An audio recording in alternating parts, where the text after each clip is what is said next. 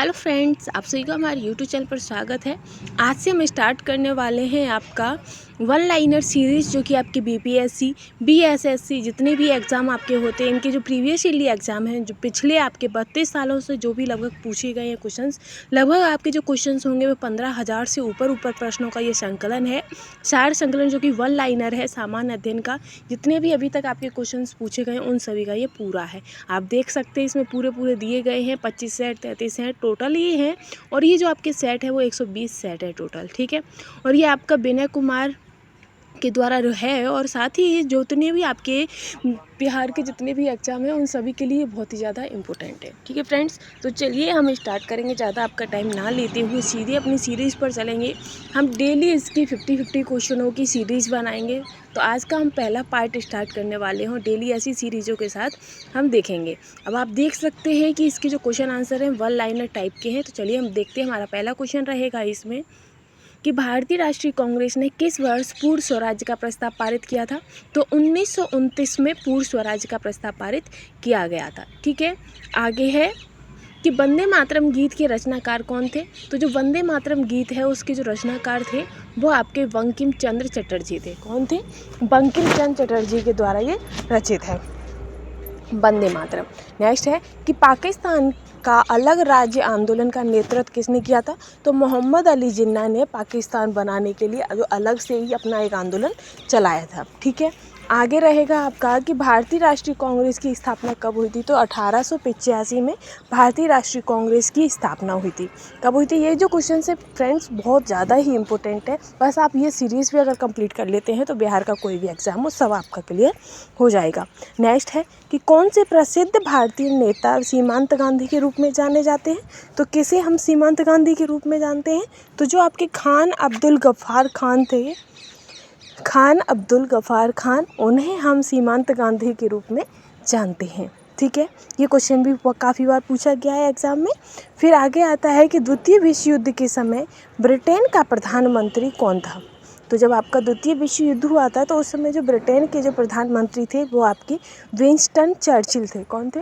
Winston Churchill. आगे चलेंगे। Next है कि सोन नदी किस नगर से होकर बहती है। तो जो सोन नदी है वो आपकी पेरिस से होकर बहती है। किससे बहती है? पेरिस से होकर बहती है। और विंस्टन चर्चिल, और ये आपका विश्व युद्ध जो हुआ था वो कब हुआ था। तो 1939 के मध्य ही आपका युद्ध हुआ था। आगे है कि गोबी मरुस्थल कहाँ है। तो चीन और मंगोलिया में गोबी मरुस्थल पाया जाता है। नेक्स्ट है कि स्वेज नहर किसको किसको जोड़ती है। तो जो स्वेज नहर है वो भूमध्य सागर और लाल सागर को आपस में जोड़ती है। कौन सी? स्वेज नहर भूमध्य सागर और लाल सागर को आपस में जॉइंट करती है। नेक्स्ट है कि बिहार राज्य किन देशांतरों के मध्य स्थित है। तो जो हमारा बिहार राज्य है वो आपका लगभग 84 डिग्री पूर्व और 88 डिग्री पूर्व के मध्य स्थित है। कितना है? 84 डिग्री पूर्व और 88 डिग्री पूर्व में स्थित है। नेक्स्ट, और बिहार आपको सभी को पता ही होगा कि बिहार की राजधानी क्या है। तो वो आपकी पटना है, सभी को पता होगा। और बिहार राज्य कब अलग हुआ था। तो 1912 में बिहार बना था। साथ ही आपको ये भी पता होगा कि बिहार है उसकी जो वर्तमान में विधानसभा की जो सीटें हैं वो आपकी 243 है, ठीक है, विधानसभा की।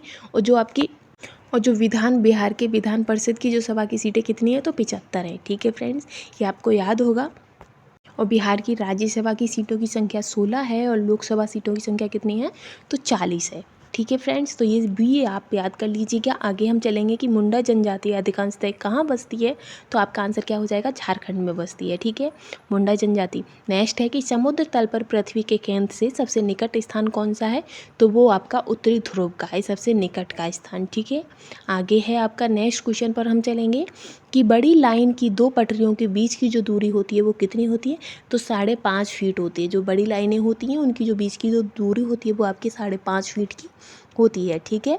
आगे है कि टीपू सुल्तान ने अपनी राजधानी कहाँ बनाई थी। तो श्रीरंगपट्टनम में टीपू सुल्तान ने अपनी राजधानी बनाई थी, ठीक है।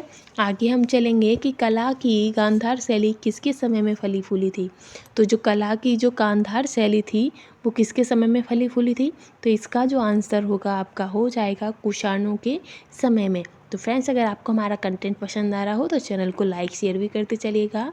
कला की गंधार शैली किसके समय फली फूली? तो कुषाणों के समय में।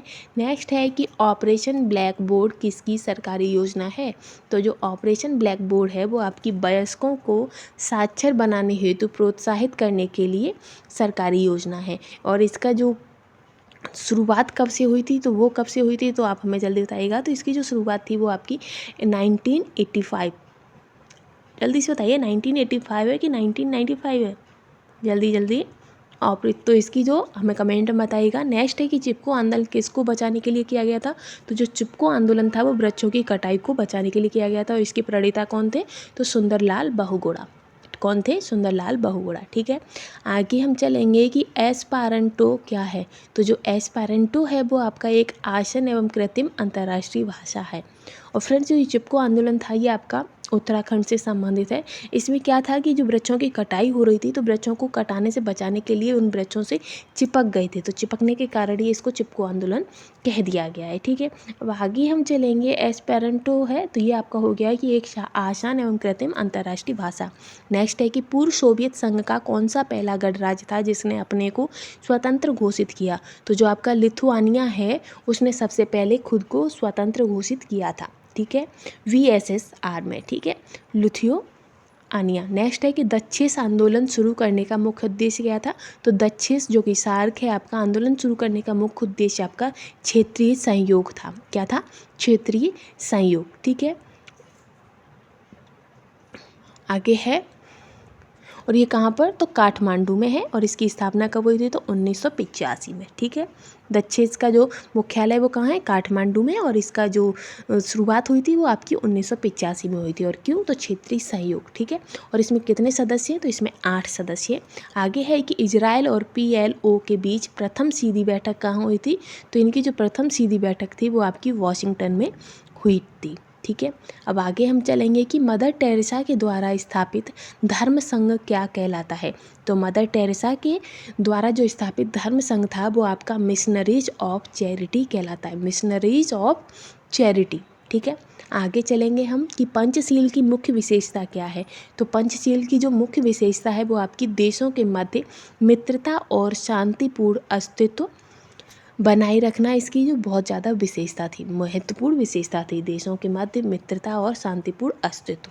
ठीक है, आगे है आपका कि बिछेंद्री पाल का किस क्षेत्र में एक सुपरिचित नाम है? तो जो बिछेंद्री पाल है वो आपकी पर्वतारोहण है। नेक्स्ट है कि पाश्चराइजेशन एक प्रक्रिया है जिसमें क्या होता है? तो जो पाश्चराइजेशन की जो क्रिया होती है उसमें क्या होता है कि दूध को सबसे पहले बहुत देर तक गर्म किया जाता है, फिर और एक निश्चित समय में अचानक ठंडा कर लिया जाता है।